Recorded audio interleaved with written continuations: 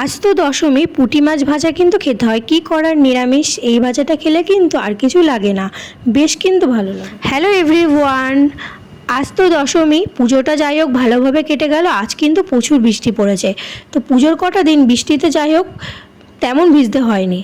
তা এখানে দেখো আমি বড়া ভেজে নিয়েছি। এটা জানো তো কিসের বড়া? এটাকে বলা হয় ফুপার বড়া। অনেকেই জানবে যে তাল শুকিয়ে গেলে তালের আটি আর কি, তা আটির ভিতরে যে শাঁসটা থাকে অনেকেই খাও। আর এটা না বড়া হিসেবে ভাজলে বেশ ভালো লাগে। আর এখানে ভেজেছিলাম আর কি শাপলা। শাপলাটা আগের ভিডিওতে একবার তোমাদেরকে দেখিয়েছিলাম কিভাবে রান্না করতে হয়। এটাকে দিয়েছিলাম বেসন, চালের গুঁড়ো, একটু কালো জিরে দিয়ে কিন্তু দুপাশে দুটো কাঠি ভরে আর কি এটা শাপলার বড়াটা খাওয়া হয়। আর আজকের দিনে না এই শাপলাটা লাস্ট টাইম খাবো, আর খাওয়া হবে না। আজ তো দশমী, অনেক রকমের ভাজাভুজি করে ফেলেছি আমি এদিকে। আর এটা না বেশ মুচমুচেও খেতে হয়েছিল।